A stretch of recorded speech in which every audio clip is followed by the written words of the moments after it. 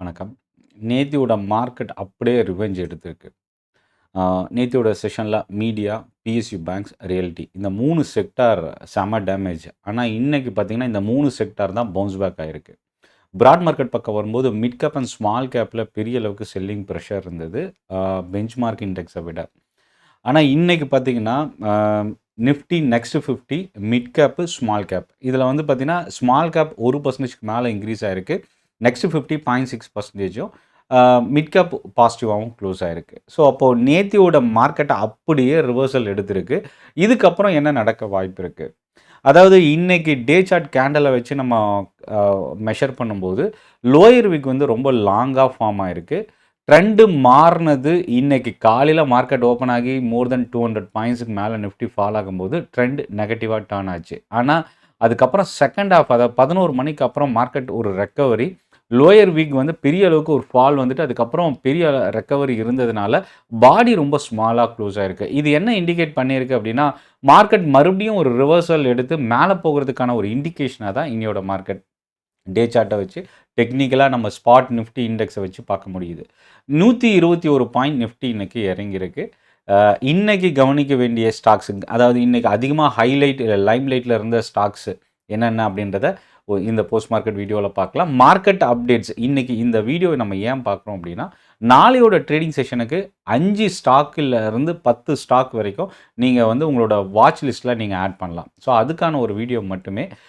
2வது மார்க்கெட்ல என்ன நடந்திருக்குன்னு தெரிஞ்சுக்கிட்டு அடுத்த டேவ வந்து நம்ம ஸ்டார்ட் பண்ணும்போது, ரொம்ப ஹெல்ப்ஃபுல்லாவும், ட்ரேடிங்க்கு நல்ல ஐடியாவும் நமக்கு வந்து கிடைக்கிறதுக்கு வாய்ப்பு இருக்கு.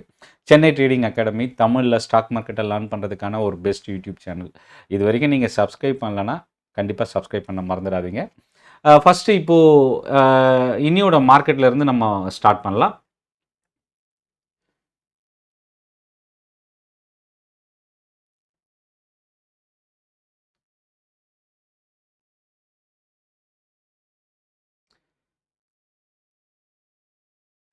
ஸோ, இதில இன்னைக்கு நம்ம கவனிக்க வேண்டியது நிஃப்டி 50 0.5% இன்னைக்கு இறங்கியிருக்கு. அதாவது 121 பாயிண்ட் இறங்கி 25,900ன்ற ஒரு குரூஷியல் சப்போர்ட் லெவல உடைச்சு ஃபால் ஆயிருக்கு. ஆ நிஃப்டி 50ல 33 ஸ்டாக் இன்னைக்கு நெகட்டிவ். 17 ஸ்டாக் வந்து பாசிட்டிவா க்ளோஸ் ஆயிருக்கு. இதில ஒரு 7 ஸ்டாக் வந்து மோர் தென் 1% இன்கிரீஸ் ஆயிருக்கு. இந்த 17 ஸ்டாக்ல. அதில Zomato 2% முதல் இடத்துல இருக்கு. அதானி என்டர்பிரைசஸ் மறுபடியும் 1.5% பவுன்ஸ் பேக் ஆயிருக்கு. இன்னைக்கு மெட்டல் ஸ்டாக்ஸ் செகண்ட் ஹால்ஃப்ல பவுன்ஸ் பேக் ஆனதும் ஒரு ரீசனா பார்க்கலாம். இண்டிகோ. நான் ஆல்ரெடி நேத்தி வந்து இண்டிகோ பத்தின டீட்டெயில்ஸ் ஷேர் பண்ணியிருந்தேன். புரோக்கரேஜ் வந்து கிரெடிட் நெகட்டிவ்னு குடுத்திருந்தது.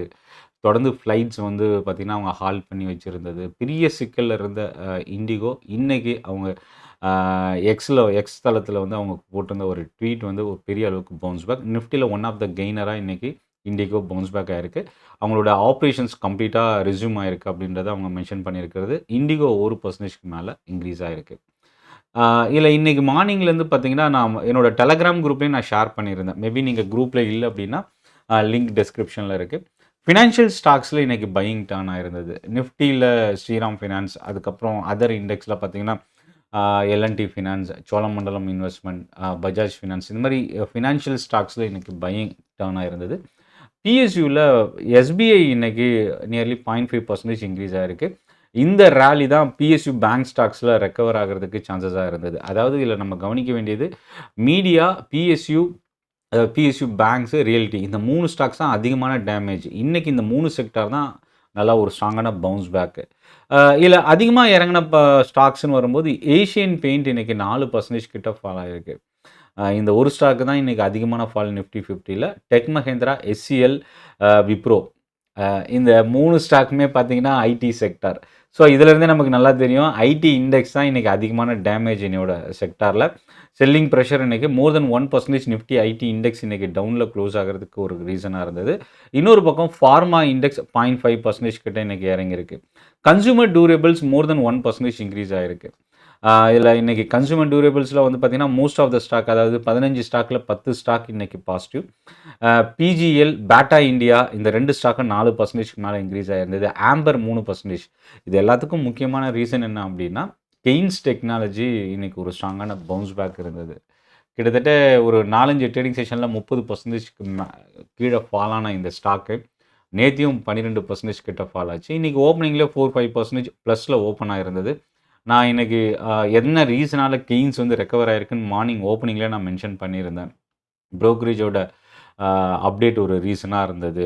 அவங்க கொடுத்துருந்த நேற்று மார்க்கெட் முடிஞ்சதுக்கப்புறம் கெயின்ஸ் கொடுத்துருந்த கிளாரிஃபிகேஷன் இன்னொரு ரீசன். ஸோ இதெல்லாமே இன்னைக்கு கெயின்ஸ் டெக்னாலஜி ரெக்கவர் ஆகிறதுக்கு ஒரு ரீசனாக இருந்து கிட்டத்தட்ட 13-14% கெயின்ஸ் வந்து இன்றைக்கி இன்க்ரீஸ் ஆகிருக்கு. Nifty next 50 index, mid cap, small gap, இந்த 3 இண்டெக்ஸ் தான் இன்றைக்கி கொஞ்சம் ஸ்ட்ராங்கான பவுன்ஸ் பேக் இருந்தது. இல்லை என்னென்ன ஸ்டாக் அப்படின்னா, நிஃப்டி நெக்ஸ்ட் 50 பக்கம் வரும்போது CG power, Adani power, Canara bank, IRFC. இந்த ஐஆர்எஃப்சி அப்படின்னும் போது தெரிஞ்சிருக்கும், நான் மார்னிங் டெலகிராம் குரூப்லேயும் நான் ஷேர் பண்ணியிருந்தேன். இந்த ஸ்டாக் பெரிய கண்டினியூஸ் ஃபாலில் இருந்து இன்றைக்கி ஒரு ரெக்கவரி. பவர் ஸ்டாக்ஸில் இன்றைக்கி ரெக்கவரி இருந்தது. இதில் மொத்தம் 50 ஸ்டாக், அதாவது நிஃப்டியில் 33 ஸ்டாக் நெகட்டிவாக இருந்தது. ஆனால் நிஃப்டி நெக்ஸ்ட் 50 இண்டெக்ஸில் 41 ஸ்டாக் பாசிட்டிவாக க்ளோஸ் ஆகிருக்கு. இந்த இண்டெக்ஸில் இன்றைக்கி பையிங் அதிகமாக இருந்தது. 0.6% பாசிட்டிவாக இருந்தது. சீமென்ஸ் வந்து இன்றைக்கி 2% டவுன்லேயும், ICICI general insurance, Divi's lab, இந்த ஸ்டாக்லாம் வீக்காக க்ளோஸ் ஆகிருக்கு. மிட் கேப்பில் வந்து நான் 3 ஸ்டாக் வந்து இன்றைக்கி ஹைலைட்டாக இருந்தது இன்றைக்கி டே ட்ரேடிங்கில். Godfrey Phillips, Vodafone Idea, Tube investment. Vodafone Idea கிட்டத்தட்ட 4% இன்றைக்கி இன்க்ரீஸ் ஆகிருக்கு இந்த ஸ்டாக்கு. இதை தாண்டி ஸ்விக்கி வந்து பார்த்திங்கன்னா கிட்டத்தட்ட QIP மூலயமா ஃபண்ட் ரைசிங்கான ஒரு நியூஸ் கொடுத்துருந்தாங்க. இன்றைக்கி 3% இந்த ஸ்டாக் இன்றைக்கி பாசிட்டிவாக க்ளோஸ் ஆகிருக்கு. அடுத்தது கன்சூமர் டூரபிள்ஸ். பிஜிஎல்லோட ரேலி ஒரு முக்கியமான ரீசனாக இருந்தது. ஸ்மால் கேப்பில் தான் கெயின்ஸ் டெக்னாலஜி இருக்குது. இன்றைக்கி டாப் கெய்னர் நியர்லி 14% இன்க்ரீஸ் ஆகிருக்கு. பிஜிஎல், டெலிவரி, பந்தன் பேங்க், இந்த ஸ்டாக்ஸ்லாம் இன்றைக்கி மோர் தென் 4% இன்றைக்கி ஸ்மால் கேப்பில் இன்க்ரீஸ் ஆகிருக்கு. 68 ஸ்டாக்கு ஸ்மால் கேப்பில் இன்க்ரீஸ் ஆகிருக்கு. 32 ஸ்டாக் நெகட்டிவாக க்ளோஸ் ஆகிருக்கு. அடுத்தது ஐடி இண்டெக்ஸில் ஆரக்கிள் ஃபினான்ஷியல் தவிர்த்து மற்ற எல்லா ஸ்டாக்குமே இன்றைக்கி நெகட்டிவாக இருந்தது. இந்த இண்டெக்ஸ் 1.2% நியர்லி நெகட்டிவாக க்ளோஸ் ஆகிருக்கு. பிஎஸ்யூ பேங்க்கில் எல்லா ஸ்டாக்குமே இன்றைக்கி பாசிட்டிவாக இருந்தது. Bank of India, Canara bank இன்றைக்கி ஒரு பாசிட்டிவ் ட்ரெண்ட். அதே போல் சரிகம ஹேத்வேவோட ரேலி இன்றைக்கி மீடியா இண்டெக்ஸ் 0.7% இன்க்ரீஸ் ஆகிறதுக்கு ஒரு காரணமாக இருந்தது. ஆனால் இல்லை ஜி என்டர்டெயின்மெண்ட் இன்றைக்கி டாப் லூஸராக 1% கிட்ட இறங்கியிருக்கு. நேற்று மோர் தென் 1% இறங்கின ரியல்டி இண்டெக்ஸ் இன்றைக்கி நியர்லி 1% பாசிட்டிவாக இருந்தது. காட்ரேஜ் ப்ராப்பர்ட்டிஸ், ப்ரெஸ்டீஜ் இன்றைக்கி பாசிட்டிவாக க்ளோஸ் ஆகிருக்கு. இல்லை நான் மார்னிங்கே வந்து டெலகிராம் குரூப்போட டேட்டா நான் இந்த ரியல்டி ஸ்டாக்ஸை பற்றி நான் அப்டேட் பண்ணியிருந்தேன். ஸோ இதில் இருந்து அகெயின் காட்ரேஜ் ப்ராப்பர்ட்டிஸ், ப்ரெஸ்டீஜ்லாம் வந்து பவுன்ஸ் பேக் ஆகுது அப்படின்ட்டு. இன்றைக்கி பிஎஸ்யூ பேங்க்ஸ் ஏன் லீட் பண்ணியிருக்கு அப்படின்னா, நேற்று நான் இன்னையோட மார்க்கெட் அப்டேட்டில் நான் கொடுத்துருந்த ஒரு நியூஸு, ஆர்பிஐயோட USD INR swap operation conduct பண்ணுறது நியர்லி 5 பில்லியன் அளவுக்கு. இந்த நியூஸ் வந்து ஒரு பாசிட்டிவ் இம்பேக்ட் பிஎஸ்யூ பேங்க்கில் இன்றைக்கி க்ரியேட் பண்ணியிருக்கு. ஓப்பனிங்கில் 50 ஸ்டாக்கில் 48 ஸ்டாக் நெகட்டிவாக இருந்தது இன்றைக்கி. பட் ஆனால் அதுக்கப்புறம் ரெக்கவர் ஆகி 33 ஸ்டாக் நெகட்டிவாக க்ளோஸ் ஆகிருக்கு. இண்டிகோவோட அப்டேட்டு, கெயின்ஸு, இதெல்லாமே இன்றைக்கி ரொம்ப இம்பார்ட்டன்ட் ஸ்டாக்காக இருந்தது. கோஃபோர்ஜ் இன்றைக்கி நியர்லி 4% கிட்ட ஃபால் ஆகிருந்தது. அவனோட அவுட்லுக் ஒரு இம்பார்ட்டன்ட் ரீசன் இன்றைக்கி ஓப்பனிங்கில் 3-4%. அதே மாதிரி ரைஸ் ஸ்டாக்ஸு இன்றைக்கி எல்என்டி ஃபுட் ஓவர் 7% ஓப்பனிங்கில் ஃபால் ஆன இந்த ஸ்டாக்கு அதுக்கப்புறம் ஒரு பவுன்ஸ் பேக் இருந்தது. பட் இருந்தும் நெகட்டிவாகவே க்ளோஸ் ஆகிருக்கு. டொனால்ட் ட்ரம்ப் அமெரிக்காவோட பிரசிடெண்ட் ரைஸ்க்கான இம்போர்ட் டேரிஃப் இம்போஸ் பண்ணுறதுக்கான ஒரு நியூஸ் கொடுத்துருந்தது ஒரு காரணமாக இருந்தது. IndusInd bank new appointment HR டிவிஷனில் கொடுக்கறதுக்கான ஒரு நியூஸு நம்ம வரப்போகிற அடுத்தடுத்த செஷனில் வாட்ச் பண்ணலாம். நியர்லி 1.5 கோடி ஷேர்ஸு JSW எனர்ஜியில் பிளாக் டீல் இன்றைக்கி ட்ரேட் ஆகிருக்கு. கிட்டத்தட்ட இதோட வேல்யூ 688 கோடி ரூபா அளவுக்கு. இதை தாண்டி கேப்லின் பாயிண்ட் USFDAவோட அப்போலோ மைக்ரோ சிஸ்டம் தெலுங்கானாவில் பிளான்ட் அமைக்கிறதுக்கான ஒரு நியூஸு 5% இன்றைக்கி இந்த ஸ்டாக் இறங்குறதுக்கு ஒரு காரணமாக இருந்தது. பேயூவோட பார்ட்னர்ஷிப் ரேட் கெயின் இன்றைக்கி ஓப்பனிங்கில் பாசிட்டிவாக இருந்தது. 2 ஸ்டாக் ரியல் எஸ்டேட்டில் Ajmera realty, AB real estate, இந்த 2 ஸ்டாக் வந்து அவங்களோட நியூ ப்ராஜெக்ட் வந்து 24 ஹவர்ஸில் வந்து சோல்ட் அவுட் ஆகிருக்கு. ஸோ இந்த 2 ஸ்டாக்குமே வரப்போகிற அடுத்த செஷனில் நம்ம எல்லாம் வாட்ச் பண்ணலாம். Delhivery international new product launch பண்ணியிருந்தது. டெலிவரி இன்றைக்கி பாசிட்டிவாக க்ளோஸ் ஆகிறதுக்கு ஒரு ரீசனாக இருந்தது. க்ரோ ஸ்டாக் ப்ரோக்கரேஜ் கம்பெனி ரீசெண்டாக ஸ்டாக் மார்க்கெட்டில் லிஸ்ட் ஆன இந்த ஸ்டாக்கு நியர்லி 4% கிட்ட ஃபால் ஆயிருக்கு. பட் ஆனால் லாக்இன் வந்து முடியறதுக்கான ஒரு நியூஸு. மேபி இன்னும் முடியல. அதுக்கு முன்னாடி இன்னைக்கு இந்த ஸ்டாக்ல செல்லிங் ப்ரெஷர் ரொம்ப அதிகமா இருந்தது அப்படின்னு சொல்லலாம். இத தாண்டி ரியல் எஸ்டேட் ஸ்டாக் இன்னைக்கு ஒரு நல்ல ஒரு அவுட் பெர்ஃபார்மிங் செக்டாரா இருந்தது. வரப்போற அடுத்தடுத்த ட்ரேடிங் செஷன்ல இந்த ஸ்டாக் நம்ம வாட்ச் பண்ணலாம்.